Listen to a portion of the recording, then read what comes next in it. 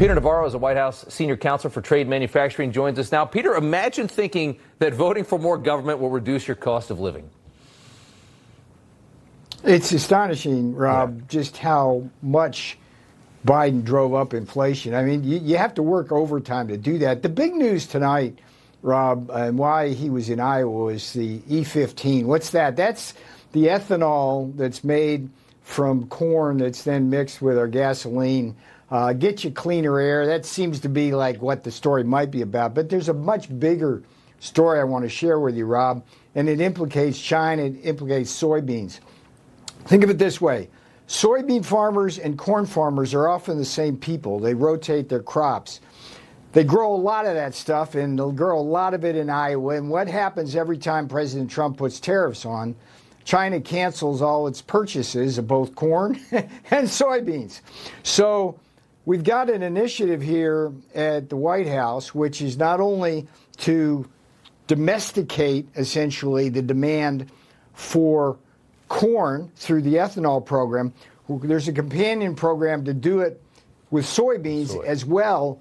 And it's a high strategic way, and it's the way the president operates. And it's going to give farmers, who he always has the back of, great comfort, and it's going to be able to liberate essentially our tariff policies from the kind of blackmail that China's practicing. Right. So when he was talking E-15, a lot of cheers in that audience, but there should be a lot of cheers nationwide because it was a very strategic move, not just simply a biofuel move. Yeah, because China's making a lot of moves, trying to kind of deceptively trying to screw with the tariffs any way they can, right?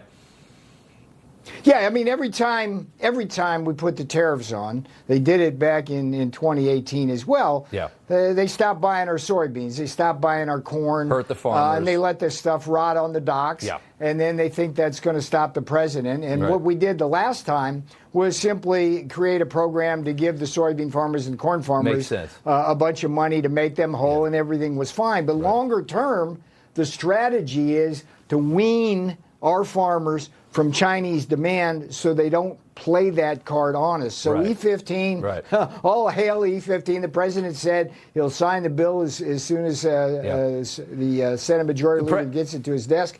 It's all good. I love that. I mean, that's the deep stuff that's so important that doesn't get a lot of the headlines. I want to show you this real quick. The president made a great point today that it would be so easy for him to get great unemployment numbers using a very simple scheme. Take a listen. I could create the greatest unemployment numbers or employment numbers ever. All I have to do is hire 3 million people and put them into the federal government, and you have 10 people, for one job, right? That's right. And what we've done is we've cut the federal employees, and they've gone to the private sector.